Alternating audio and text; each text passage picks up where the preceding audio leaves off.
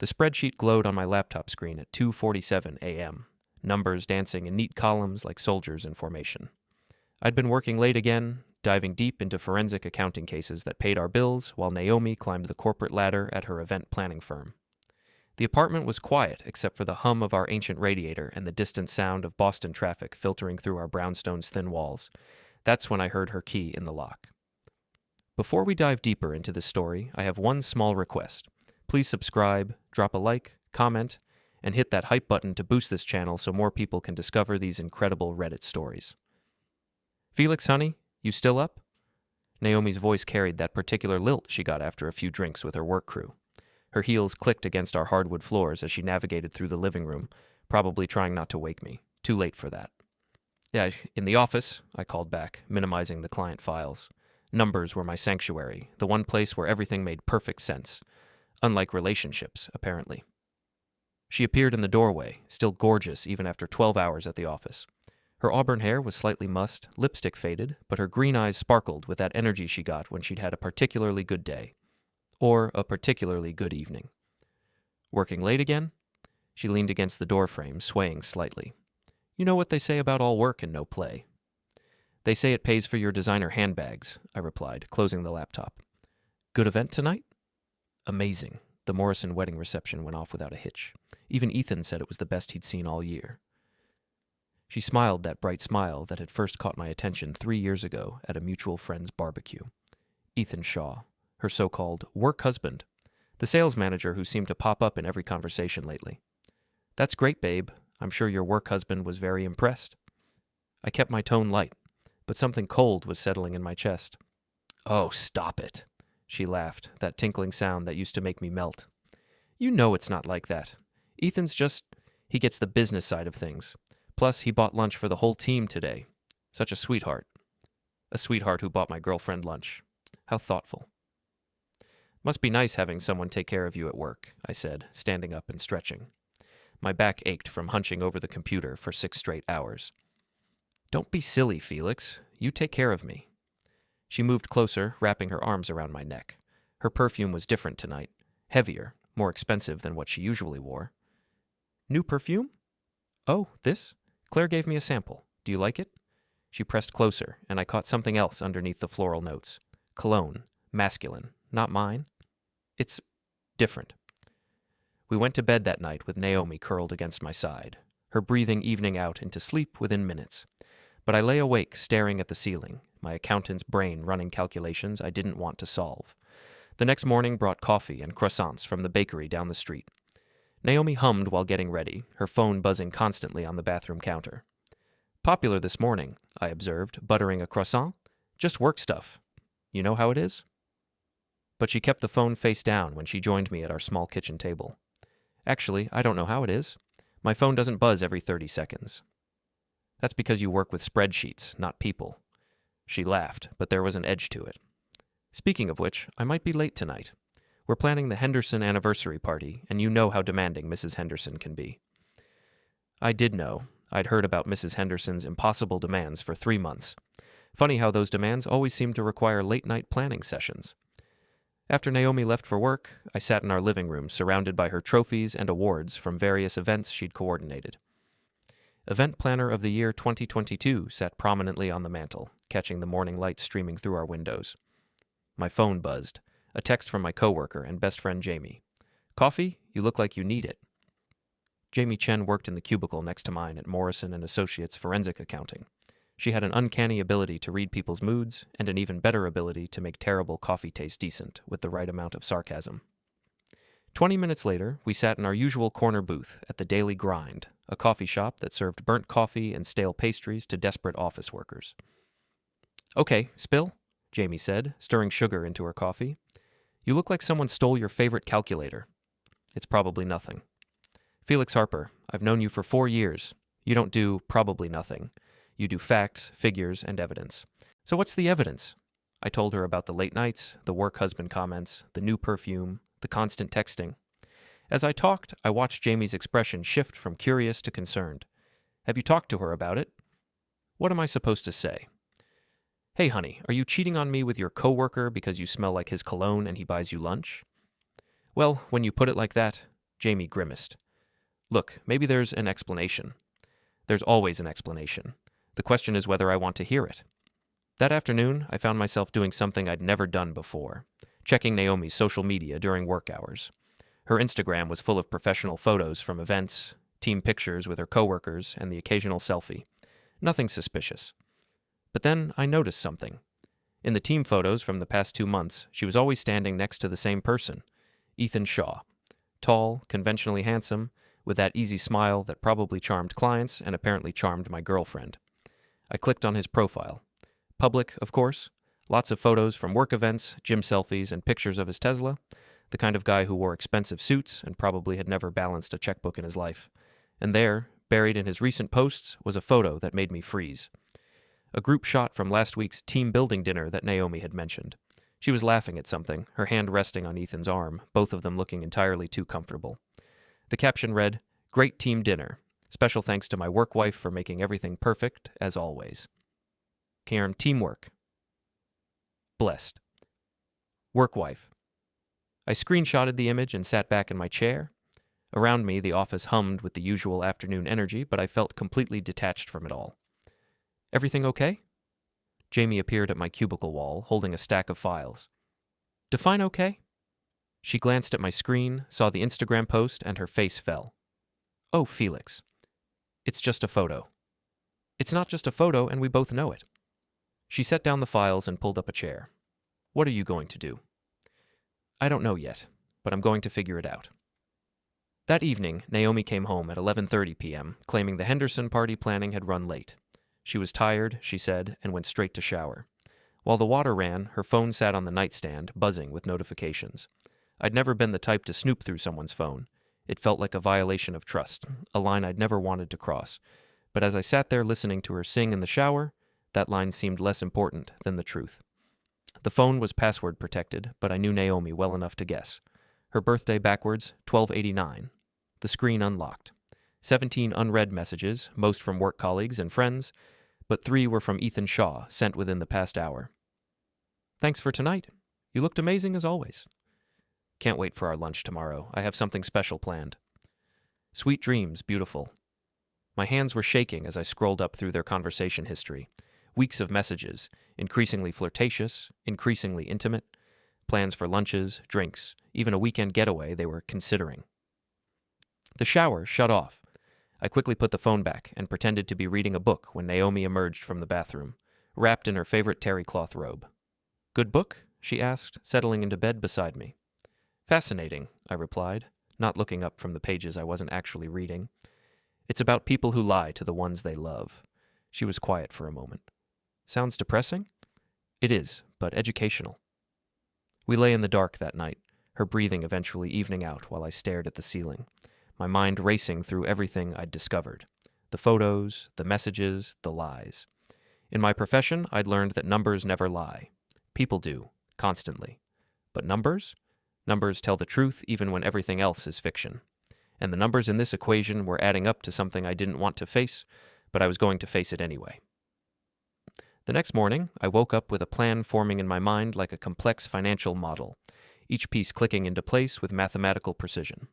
Naomi was already in the shower, humming that same tune she'd been humming for weeks, probably something Ethan had been playing in his car. I made coffee and toast, going through the motions of our normal morning routine while my brain worked through the angles. Direct confrontation was the obvious choice, but it was also the messiest. Naomi was good at spinning stories, at making me feel like I was being unreasonable or paranoid. She'd done it before with smaller things. No, this required a different approach, something more systematic. Morning, honey, Naomi said, breezing into the kitchen in her work clothes. She looked beautiful as always, but now I noticed things I'd been blind to before. The extra care with her makeup, the more expensive blouses, the way she checked her phone every few seconds. Morning, big day planned? The usual chaos. Lunch meeting with a potential client, then the Henderson planning session this afternoon. She grabbed her travel mug and filled it with coffee. What about you? Just numbers. Always just numbers. She kissed my cheek, and I caught that same cologne scent from 2 nights ago. Faint, but definitely there. See you tonight? After she left, I sat at my laptop and opened a new document. At the top, I typed, Project Documentation, Timeline and Evidence. If I was going to do this, I was going to do it right. At work, Jamie found me during our morning break, settling into the chair beside my desk with her usual cup of terrible coffee. You look like you didn't sleep. I found some interesting data last night. Data? I told her about the phone, the messages, the weeks of lies disguised as late work sessions. Jamie listened without interrupting, her expression growing more serious with each detail. Jesus, Felix, I'm sorry. Don't be sorry yet. Be helpful. I pulled up a search window on my computer. What do you know about corporate HR policies regarding workplace relationships? Are you thinking about reporting them? I'm thinking about gathering information. There's a difference. Jamie was quiet for a moment, then leaned closer to my screen. Most companies have policies about relationships between coworkers, especially if one person has influence over the other's career advancement. If Ethan's in sales and Naomi's in event planning, there might be overlap in their responsibilities. Conflict of interest. Exactly. Plus, if they're using company time and resources for personal activities, that's another issue entirely. I spent my lunch break researching Naomi's company, Henderson & Associates Event Planning. Their website had all the usual corporate language about professionalism and ethical conduct. More importantly, their employee handbook was publicly available, probably an oversight by their web developer. Section 4.3. Personal relationships between employees that may create conflicts of interest or the appearance of favoritism are strongly discouraged and must be disclosed to human resources. Section 6.1. Company resources, including time, equipment, and facilities, are to be used solely for business purposes. Section 8.2. Employees are expected to maintain professional boundaries and conduct themselves in a manner that reflects positively on the company's reputation. I screenshot each relevant section and added them to my documentation file. That afternoon, I did something I'd never done before. I left work early, claiming a dentist appointment, and drove to Naomi's office building. The parking garage had a perfect view of the building's main entrance, and I settled in to wait. At 5:47 p.m., I saw them emerge together. Naomi and Ethan, walking close enough that their shoulders bumped, her laughing at something he was saying. They stopped beside a silver Tesla, his car from the Instagram photos, and she leaned against the passenger door while he opened it for her. Not exactly the behavior of just colleagues. I followed them, keeping several cars back, feeling like a character in one of those crime dramas Naomi liked to watch. They drove to Marcello's, an upscale Italian restaurant downtown that I'd been wanting to take Naomi to for months. Apparently Ethan had beaten me to it. I parked across the street and watched them through the restaurant's large windows. They sat at a corner table, intimate and private, Ethan reaching across to touch her hand while she smiled that radiant smile I thought was reserved for me. My phone buzzed, a text from Naomi. Working late again. Don't wait up. Love you. I screenshot the message, noting the timestamp, 6:23 p.m., while she was sitting in a romantic restaurant with another man. The next morning, I woke up before Naomi and made a decision that would have seemed impossible a week ago. I was going to fight back, but I was going to do it smart. First stop, a local print shop, where I had business cards made. Felix Harper, financial consultant, with my personal cell phone number and email. Nothing dishonest about it. I did financial consulting as a side business. Second stop, a flower shop, where I bought a modest bouquet of daisies and had them delivered to Naomi's office with a card. Thank you for taking such good care of Naomi. She speaks about you constantly. Felix Harper, Naomi's boyfriend. I made sure to include my new business card with the flowers. Then I went to work and waited. The call came at 2:15 p.m. Is this Felix Harper? The voice was male, confused with an edge of irritation. Speaking. This is Ethan Shaw. I think we need to talk. Do we? About what? About the flowers you sent to my office. Oh, those. I hope you like them. Naomi mentioned how much you've been helping her with work projects, buying her lunch, staying late to plan events. I wanted to show my appreciation. There was a long pause. Listen, I think there might be some misunderstanding. Is there? Because Naomi talks about you all the time. Her work husband, she calls you. It's sweet, really, how close you two have become. Another pause, longer this time. We're just colleagues. Of course you are. Professional colleagues who text each other sweet dreams and plan weekend getaways. Very professional. I could practically hear him processing this, realizing that I knew more than I should. Look, maybe we should meet in person. I'd love to, but I'm pretty busy with my forensic accounting work. You know how it is. I spend a lot of time digging into things that don't quite add up, finding discrepancies, documenting irregularities. The threat was subtle but clear. In my line of work, I knew how to make problems for people who played fast and loose with rules and regulations. I think you're getting the wrong idea about... Am I? Well, maybe you're right. Maybe I should just focus on my relationship with Naomi and let her handle her own professional relationships. Have a great day, Ethan. I hung up and immediately called the flower shop to send another arrangement, this time to Naomi's office. Roses with a card. For my beautiful girlfriend, looking forward to hearing about your day tonight. Felix. The timing was important. Ethan would be rattled, probably calling or texting Naomi right away. The roses would arrive in the middle of that conversation, making it clear that I was paying attention. Jamie appeared at my cubicle an hour later. You look like you're plotting something. Just working on a project, balancing some equations that have been bothering me. Felix, please tell me you're not doing anything stupid. Define stupid. Anything that could get you arrested, fired, or featured on the evening news? Then no, nothing stupid, just strategic. That evening, Naomi came home early for the first time in weeks. She was quiet, distracted, checking her phone constantly, but not responding to whatever messages she was receiving. How was your day? I asked, looking up from my laptop. Fine, busy. She set her purse down with more force than necessary. Did you send flowers to my office today? I did. Did you like them? They were beautiful, but Felix, you've never sent flowers to my office before. I've never had a reason to before. But lately you've been working so hard, staying so late, spending so much time with your colleagues. I wanted to make sure everyone knows how much I appreciate my girlfriend. She stared at me for a long moment, something shifting in her expression. What's that supposed to mean? It means I love you and I'm proud of you. Is that okay? Of course it's okay. It's just unexpected. We ordered Chinese takeout and ate while watching television, but the easy comfort that usually existed between us was gone.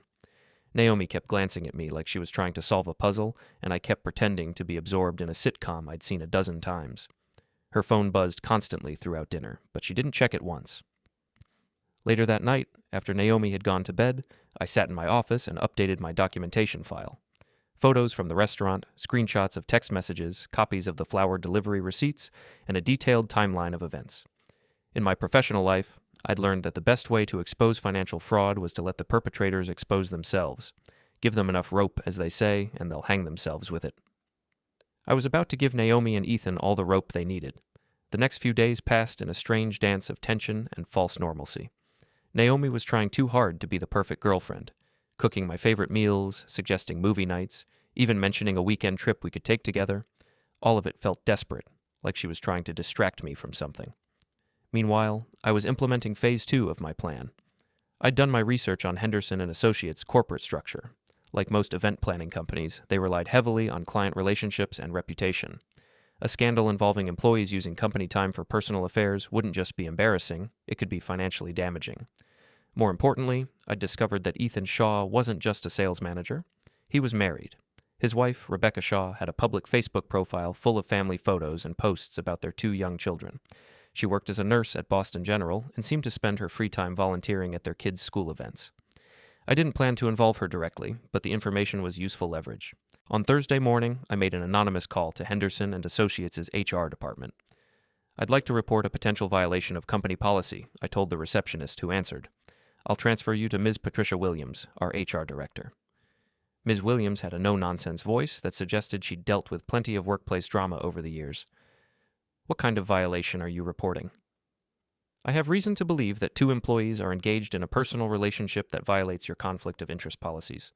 They've been using company time and resources for personal activities, and it may be affecting their professional judgment. I see. Can you provide names and specific details? Ethan Shaw in sales and Naomi Bell in event planning. They've been having frequent personal lunches during work hours, staying late together for alleged work sessions, and exchanging personal communications during business hours. I have documentation if needed. How did you come by this information?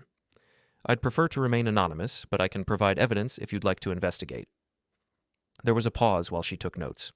We take these matters very seriously. If you'd like to submit documentation, you can email it to our confidential reporting address. She gave me an email address, and I thanked her before hanging up. That afternoon, I sent a carefully compiled package of evidence. Screenshots of Ethan's social media posts featuring Naomi, copies of the flower delivery receipts showing his office as the delivery address, and a timeline of their public interactions that suggested a personal relationship beyond professional collaboration. I didn't include anything from Naomi's phone. That would have been obtained illegally and could backfire, but I had plenty of publicly available evidence to make my case. The next morning, Naomi left for work in an unusually good mood, humming and chatting about her plans for the weekend. She seemed to think the tension between us had passed, that whatever suspicions I might have had were fading. She was wrong. At 10:30 a.m., my phone rang. Jamie's name appeared on the screen. "Are you busy?" she asked without preamble. "Never too busy for you. What's up?" "I just got a call from my cousin who works at Henderson and Associates. Apparently there's some drama going down in their office today. HR called in 2 employees for questioning about a potential policy violation." I kept my voice neutral. "Interesting. What kind of violation?" "The kind that involves personal relationships and professional boundaries. My cousin didn't have details, but she said it involved the sales department and event planning." "Sounds messy." "Felix, please tell me I didn't do anything illegal or unethical. I simply provided factual information to the appropriate authorities." Jamie was quiet for a moment. "You're playing with fire." "No, I'm playing with truth. There's a difference." That evening, Naomi came home 2 hours earlier than usual, and I could see the stress in every line of her body. Her face was pale, her hands shaking slightly as she set down her keys. "Rough day?" I asked, looking up from my laptop. "You could say that." She sat down heavily on our couch, not bothering to change out of her work clothes. "HR called me in for a meeting today." "Oh, what about?" She studied my face carefully before answering. "Someone reported a potential policy violation involving me and a coworker." "That sounds serious. What kind of violation?" "They seem to think I'm having some kind of inappropriate relationship with Ethan Shaw." I closed my laptop and gave her my full attention. "Are you?" "Of course not. We're colleagues, Felix. We work together on projects, we grab lunch sometimes, we text about work stuff. That's it." "So, what did you tell HR?" "I told them the truth, that we're professional colleagues and nothing more, but they seemed to have evidence that suggests otherwise." "What kind of evidence?" "Photos, documentation of our interactions, even flower delivery records. Someone has been watching us, Felix. Someone has been documenting everything we do." I let that hang in the air for a moment before responding. "That does sound concerning. Any idea who might do something like that?" "I don't know, but it's creepy as hell. Who watches people like that? Who takes photos and keeps records of innocent interactions?" "Maybe someone who doesn't think they're so innocent." Naomi's eyes flashed. "What's that supposed to mean?" "It means that if someone went to the trouble of documenting your relationship with Ethan, maybe they saw something that looked like more than just professional collaboration." "Are you taking their side?" "I'm not taking anyone's side. I'm just saying that HR departments don't usually investigate relationships unless they have good reason to believe company policies are being violated." She stared at me for a long moment, and I could see her processing my words, looking for hidden meanings and accusations. "Felix, do you think I'm having an affair with Ethan?" The question hung between us like a loaded gun. This was the moment of truth, the point where I could either confront her directly or continue playing the long game. I chose the long game. "I think you've been spending a lot of time with him lately. I think you've been coming home late and distracted. I think you've been getting texts at all hours that you don't want me to see. And I think someone else noticed the same things I did." "But do you think I'm cheating on you?" "I think that if you were cheating on me, you'd probably lie about it, so asking you directly doesn't seem like the most effective way to get the truth." She was quiet for several minutes, staring at her hands. When she finally looked up, there were tears in her eyes. "I would never cheat on you, Felix. I love you. Yes, Ethan and I have become close friends. And yes, maybe we've crossed some professional boundaries. But it's not what you think. It's not what HR thinks." "Okay. Okay? That's it? What do you want me to say, Naomi? If you're telling me the truth, then we'll get through this. If you're lying to me, then we won't. Either way, the truth will come out eventually." "How can you be so calm about this?" "Because getting emotional won't change the facts, and the facts will speak for themselves." That night, Naomi tossed and turned beside me, her sleep restless and interrupted. I lay awake listening to her breathe, thinking about the conversation we'd had and the lies she'd told with such conviction. The next morning brought the call I'd been expecting. "Felix Harper?" The voice was female, professional, unfamiliar. "Speaking." "This is Patricia Williams from Henderson and Associates. I believe you contacted our office recently about a policy violation." I did. I'd like to schedule a meeting with you to discuss the information you provided. Would you be available this afternoon? I think there might be a conflict of interest in me meeting with you directly. How so? One of the employees in question is my girlfriend. I'm not sure it would be appropriate for me to be directly involved in your investigation. There was a pause. I see. Well, I want you to know that we take these matters very seriously, and we appreciate citizens who are willing to report potential violations of company policy. I just believe in accountability. As do we. Thank you for your time, Mr. Harper. After I hung up, I sat back in my office chair and allowed myself a small smile. The pieces were falling into place exactly as I'd planned. Naomi and Ethan had created their own mess through their poor choices and disregard for professional boundaries. I hadn't manufactured evidence or fabricated accusations. I'd simply made sure the right people were aware of what was already happening. In forensic accounting, we call it following the paper trail. Every financial crime leaves traces, patterns of behavior that eventually expose the truth. Personal betrayals work the same way. And the trail Naomi and Ethan had left was about to lead them somewhere they definitely didn't want to go. By Monday morning, the atmosphere in our apartment had shifted from tense to toxic. Naomi barely spoke to me over breakfast. Her responses to my questions limited to one-word answers and cold stares. She was clearly blaming me for her HR troubles, though she hadn't directly accused me yet. I was fine with that. Let her stew in uncertainty for a while longer. I might be late tonight, she said, grabbing her purse and heading for the door. HR wants to do a follow-up interview. About the Ethan situation? She froze, her hand on the doorknob. How do you know his name? You mentioned him before, remember, your work husband? Right. But her voice was tight with suspicion. I'll call you later. After she left, I made my own phone call. To Rebecca Shaw. I'd found her work number through the hospital directory, and I called during what I knew would be her lunch break. Rebecca Shaw, pediatric nursing. Mrs. Shaw, my name is Felix Harper. I'm calling about your husband, Ethan. There was a pause. Is everything okay? Is Ethan hurt? No, nothing like that.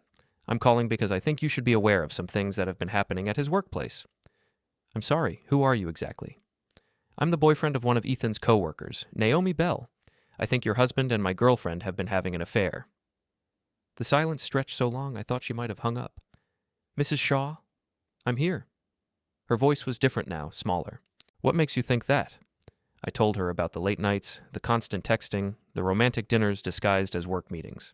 I kept it factual, unemotional, letting the evidence speak for itself. I have photos of them together at restaurants, copies of social media posts where he refers to her as his work wife, and documentation of their interactions over the past several months. I'm not looking to cause trouble for your family, but I thought you deserved to know. Can you send me those photos? Of course. What's your email address? She gave it to me, and I promised to send everything within the hour. Before I hung up, she asked one more question. How long do you think this has been going on? Based on what I've documented, at least 2 months, probably longer. I heard her take a shaky breath. Thank you for calling. I know this couldn't have been easy. No, it wasn't, but we both deserve better than this. After I hung up, I compiled a package of evidence for Rebecca. The restaurant photos, screenshots of Ethan's social media posts, and a timeline of events. I kept it professional and factual, letting her draw her own conclusions. Then I waited. The explosion came at 3:47 p.m. My phone rang, and Ethan Shaw's name appeared on the screen. When I answered, I could hear shouting in the background. What the hell did you do? He snarled. I'm sorry, what are you referring to? You called my wife. You sent her photos. She's threatening to leave me. I simply provided her with factual information about her husband's activities. I thought she had a right to know. You snake, you're trying to destroy my life. I'm not trying to destroy anything, Ethan. I'm just making sure everyone has access to the same information. Transparency, you know? This is harassment. I'm calling the police. For what? Telling a woman that her husband is cheating on her? I'm pretty sure that's not illegal. Adultery, on the other hand. You don't know what you're talking about. Don't I? Because I have quite a bit of documentation that suggests otherwise. Text messages, photos, witness statements. Would you like me to share those with your HR department as well? The line went quiet, except for the continued shouting in the background. Rebecca Shaw was clearly not taking the news well. What do you want? Ethan finally asked. I want you to stay away from my girlfriend. I want you to stop texting her, stop taking her to dinner, stop playing house with her at work. Can you do that? Fine. Yes, just leave my family alone. I'm not interested in your family, Ethan. I'm interested in protecting mine. I hung up and immediately called Naomi. Felix, I'm in the middle of a meeting. Is Ethan Shaw there with you? What? No, why would... Because his wife just found out about your relationship, and he's probably going to want to talk to you about damage control. Silence. Naomi, how do you know about Rebecca? The same way I know about the text messages, the dinners, the weekend plans, and everything else you've been lying to me about for months. Felix, I can explain? No, you can't, because there's no explanation that makes this okay. There's no story you can tell that turns this into something innocent. Please, can we talk about this at home? We can talk about it wherever you want. But we're going to talk about the truth this time. I hung up and sat back in my office chair, feeling a strange mix of satisfaction and sadness. The dominoes were falling exactly as I'd planned, but that didn't make the destruction any less painful to watch. Jamie appeared at my cubicle 20 minutes later, her face grim. My cousin just texted me. Apparently, there was a huge scene at Henderson & Associates this afternoon. A woman showed up demanding to see Ethan Shaw, and when security tried to stop her, she started shouting about her cheating husband for the entire lobby to hear. That sounds dramatic. Felix, what did you do? I told the truth to someone who deserved to hear it. You called his wife? I provided her with factual information about her husband's extramarital activities. What she chose to do with that information was her decision. Jamie shook her head. This is getting out of control. No, this is getting resolved. There's a difference. That evening, Naomi came home looking like she'd been hit by a truck. Her eyes were red from crying, her makeup smeared, her professional composure completely shattered. We need to talk, she said, setting her purse down with shaking hands. I agree. We sat on opposite ends of our couch, the space between us feeling like a canyon. How long have you known? She asked. About the affair? Officially, since I saw the text messages on your phone last week. Unofficially, I've suspected for about a month. It's not what you think. Naomi, please don't insult my intelligence. I've seen the evidence. I know about the dinners, the texts, the weekend plans. I know about the I love you messages and the hotel reservations. I know everything. Her face crumpled. It just happened. We didn't plan it. It just developed over time. How long? 3 months, maybe 4. And you've been lying to me the entire time. I didn't want to hurt you. So instead you decided to humiliate me, to make me feel crazy for noticing that my girlfriend was having an affair. It wasn't supposed to go this far. We were going to end it. When? Before or after the weekend getaway you had planned? She stared at me, realizing that I knew about plans she'd never mentioned. How do you know about that? Because I make a living investigating deception, Naomi, and you're not nearly as good at hiding things as you think you are. We sat in silence for several minutes, the weight of 3 years together pressing down on both of us. What happens now? She finally asked. Now you move out. Tonight. Felix, please, can't we try to work through this? Work through what? The lying, the cheating, the months of making me feel like I was being paranoid and unreasonable? I made a mistake. You made a choice. Multiple choices over multiple months. And now you get to live with the consequences. Where am I supposed to go? I don't know. Maybe Ethan has some suggestions. Oh wait, that's right. His wife kicked him out this afternoon. So I guess you're both looking for new living arrangements? She started crying again, but I felt nothing. The woman sitting across from me had stopped being my girlfriend the moment she decided to betray our relationship. Now she was just someone I used to know. I'll pack a bag tonight and find somewhere to stay, she said through her tears.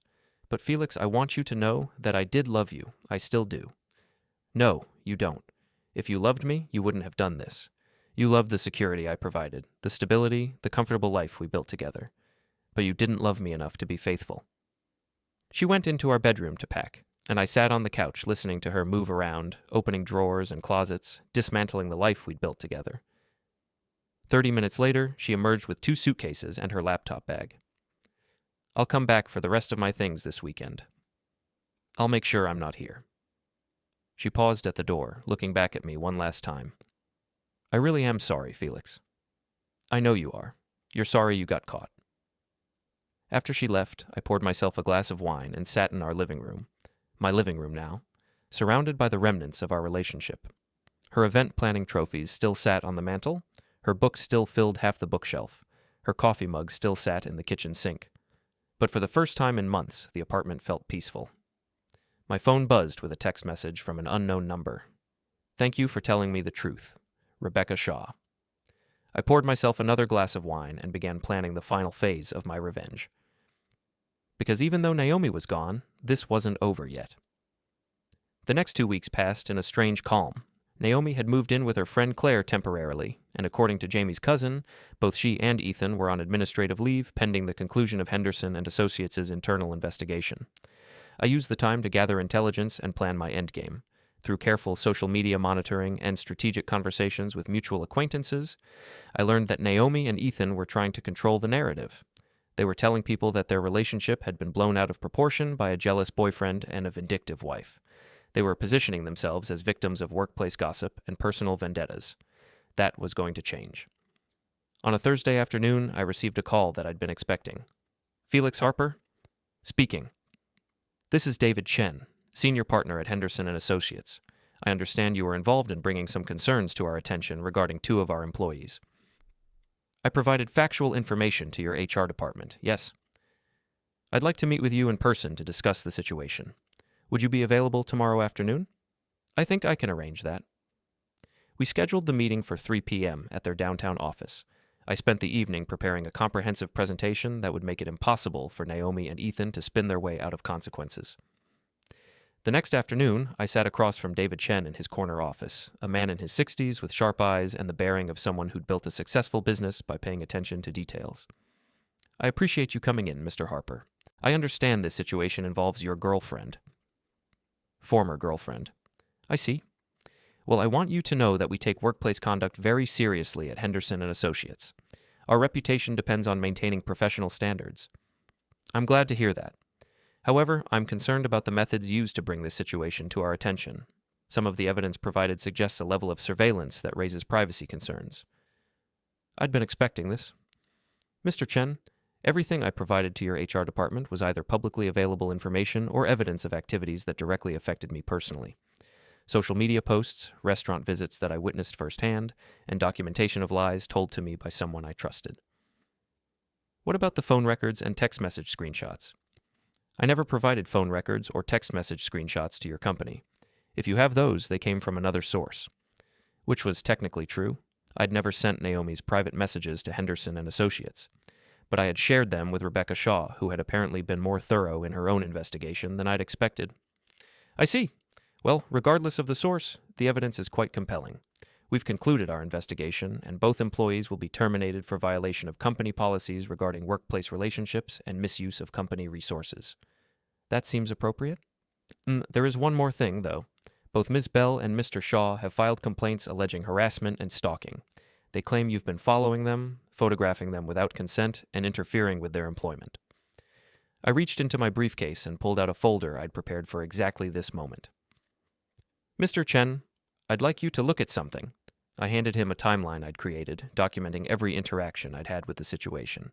Phone calls, flower deliveries, emails to HR, and conversations with Rebecca Shaw. Everything was dated, time-stamped, and cross-referenced with supporting evidence. As you can see, I made 2 phone calls to your HR department, sent flowers to your office twice, and had 1 conversation with Mrs. Shaw. I took photographs of Ms. Bell and Mr. Shaw on exactly 2 occasions, both times in public places while they were engaged in activities that directly contradicted statements they'd made to me. I pulled out another document. I'd also like you to see this. It was a copy of the restraining order Rebecca Shaw had filed against her husband, citing adultery, emotional abuse, and threatening behavior. Attached to it were screenshots of text messages Ethan had sent to both Rebecca and Naomi after their affair was exposed, messages that were far more threatening and harassing than anything I'd ever done. It seems to me that Mr. Shaw and Ms. Bell are trying to deflect attention from their own misconduct by making false accusations against the people who exposed their behavior. David Chen studied the documents for several minutes, his expression growing more serious as he read. This paints a very different picture than what we were told.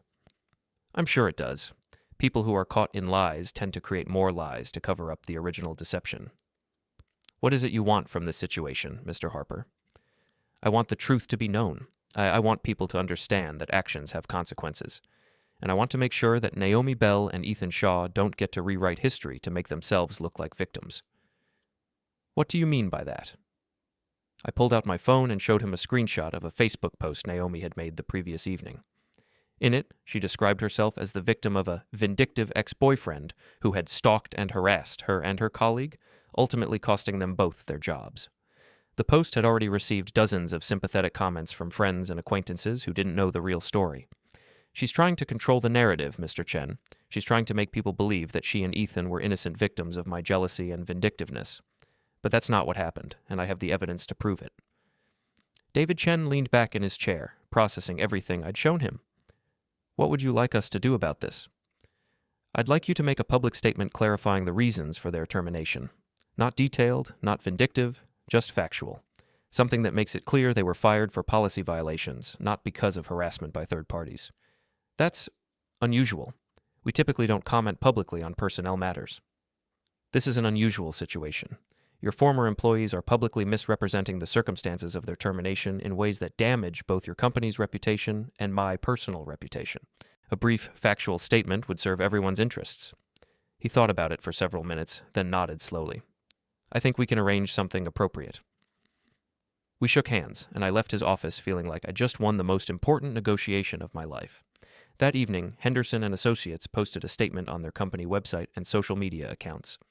Henderson and Associates recently concluded an internal investigation that resulted in the termination of 2 employees for violations of company policies regarding workplace relationships and misuse of company resources. These personnel decisions were based solely on documented policy violations and were not influenced by external complaints or personal disputes. We remain committed to maintaining the highest standards of professional conduct in all our business operations. It was perfect. Factual, professional, and completely devastating to Naomi and Ethan's victim narrative.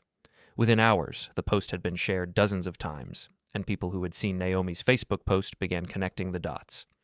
The sympathetic comments on her post were replaced by questions and accusations. My phone rang at 9:30 p.m. Naomi's name appeared on the screen. "Felix, what did you do?" "I told the truth. You should try it sometime." "You went to my former boss. You made them post that statement." "I provided factual information to correct public misstatements about the circumstances of your termination." "You're destroying my reputation." "No, Naomi. You destroyed your reputation when you decided to have an affair with a married man and lie about it for months. I just made sure people knew the truth." "I can't get another job with this hanging over my head." "Then maybe you should have thought about that before you decided to violate your company's policies and betray your relationship." "Felix, please, I'm begging you. Can't we just move on from this?" "We? There is no we, Naomi. There hasn't been a we since the moment you decided to cheat on me."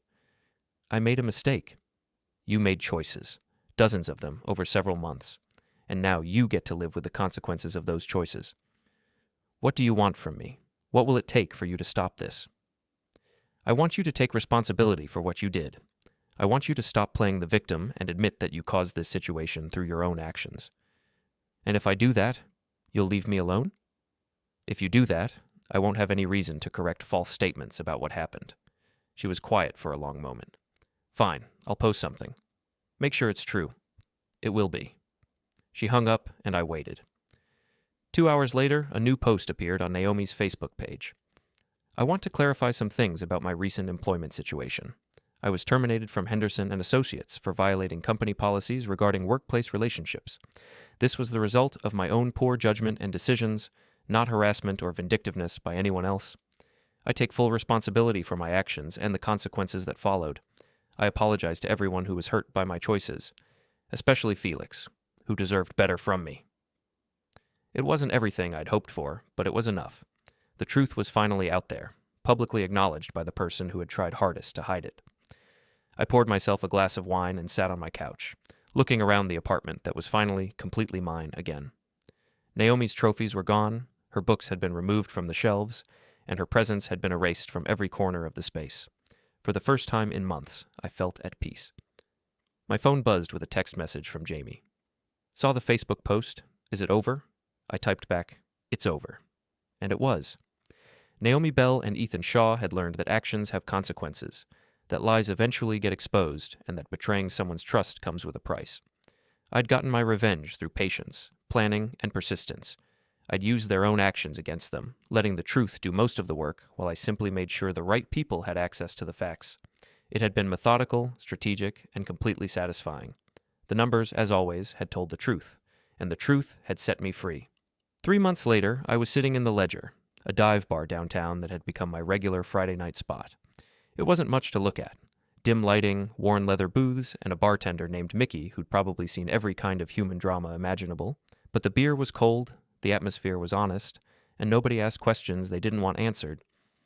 I was working on my second beer and reading the news on my phone when she walked in. Naomi looked different, thinner, tired, with the kind of stress lines that come from months of uncertainty and struggle. She spotted me immediately and hesitated by the door, clearly debating whether to approach or leave. I made the decision for her. Naomi. I nodded toward the empty chair across from my booth. Want to sit? She walked over slowly, like she was approaching a dangerous animal. Felix, I didn't expect to see you here. It's a public place. She sat down, and Mickey appeared as if summoned. What can I get you? White wine, please. After he left, we sat in silence for a moment, studying each other across the scarred wooden table. How have you been? She asked finally. Good. You? I've been better. She attempted a smile that didn't quite work. I heard you got promoted. Senior forensic accountant. More money, better cases, my own office. That's great. You deserve it. Mickey brought her wine, and she took a sip before continuing. I also heard you've been dating someone. Jamie and I have been seeing each other for about 6 weeks. Jamie from your office? The same. She nodded, processing this information. She's nice. I always liked her. She's honest. I value that in people now. The barb hit its mark, and Naomi flinched slightly. Felix, I wanted to apologize. Really apologize, not just the Facebook post I made to stop the harassment. Harassment? Poor choice of words. To stop the consequences. Better. She took another sip of wine, gathering her courage. I know what I did was wrong. I know I hurt you, betrayed your trust, made you feel crazy and paranoid when you were actually seeing things clearly. Go on. I was selfish and stupid, and I convinced myself that what you didn't know wouldn't hurt you, but that was just me trying to avoid taking responsibility for my choices. I waited, letting her continue. I lost my job, my reputation, most of my friends. Ethan and I tried to make it work for a while, but it turns out that relationships built on lies and betrayal don't have solid foundations. He went back to his wife, she took him back for the kids' sake, and I've been living with Claire and working temp jobs while I try to rebuild my career. I'm sorry to hear that. Are you? I considered the question seriously. I'm sorry that you're struggling. I'm not sorry that you're facing consequences for your actions. Fair enough. We sat quietly for a few minutes, watching other patrons play pool and argue about sports. Can I ask you something? Naomi said eventually. Sure. How long were you planning it? The whole thing, calling HR, contacting Rebecca, documenting everything. How long were you setting us up? I wasn't setting you up. You set yourselves up by having an affair and lying about it. I just made sure the right people knew what was actually happening. But you planned it out, didn't you? Like a case you were working on. I approached it systematically, yes. I gathered evidence, verified facts, and presented information to the appropriate parties. That's what I do for a living. It was brilliant, actually. Ruthless, but brilliant. It was thorough, she laughed, a sound with no humor in it. You know what the worst part is? I can't even be angry about it, because everything you did was technically legal and justified. You never lied, never fabricated evidence, never did anything that wasn't a direct response to something we had done first. That was intentional. I figured. Mickey appeared again, checking on our drinks. Naomi ordered another wine, and I switched to whiskey. So what now? She asked after he left. What do you mean? Can we ever be friends? Or at least civil to each other? We're being civil right now. You know what I mean. I thought about it, looking at this woman I'd once loved, once planned a future with, once trusted completely. The anger was gone now, replaced by something closer to indifference. I don't hate you, Naomi. I don't wish you ill. But I don't think we can be friends. Too much has happened. Too much trust has been broken. I understand. I hope you figure things out. I hope you find a good job and rebuild your life. I just hope you do it somewhere that doesn't intersect with mine. She nodded, tears starting to form in her eyes. I really did love you, you know. That wasn't a lie. Maybe you did, but you didn't love me enough to be faithful, and you didn't love me enough to be honest when you decided to be unfaithful, and that's the kind of love I can live without. She finished her wine in one long swallow and stood up. Goodbye, Felix. Goodbye, Naomi. I watched her walk out of the bar, and I felt nothing. No sadness, no anger, no regret. Just the quiet satisfaction of a problem finally and completely solved. My phone buzzed with a text from Jamie. "How's your evening going?" I typed back, "Just got a lot better. See you tomorrow?" "Wouldn't miss it. Love you." "Love you too." I finished my whiskey and signaled Mickey for the check. As I waited, I reflected on the past 6 months and everything that had happened. I'd learned that I was capable of patience and strategic thinking beyond what I'd ever imagined. I'd learned that the truth, properly presented, was more powerful than any lie. I'd learned that people who betray trust rarely do it just once. Naomi had lied to me, to Ethan's wife, to their employer, and ultimately to herself. Most importantly, I'd learned that revenge, when it's really justice, doesn't leave you feeling empty or hollow. It leaves you feeling free. Mickey brought my check, and I left a generous tip. As I walked out into the cool Boston evening, I pulled out my phone and deleted Naomi's contact information. There was no reason to keep it anymore. The numbers had balanced out perfectly. Game over. Checkmate, I had won.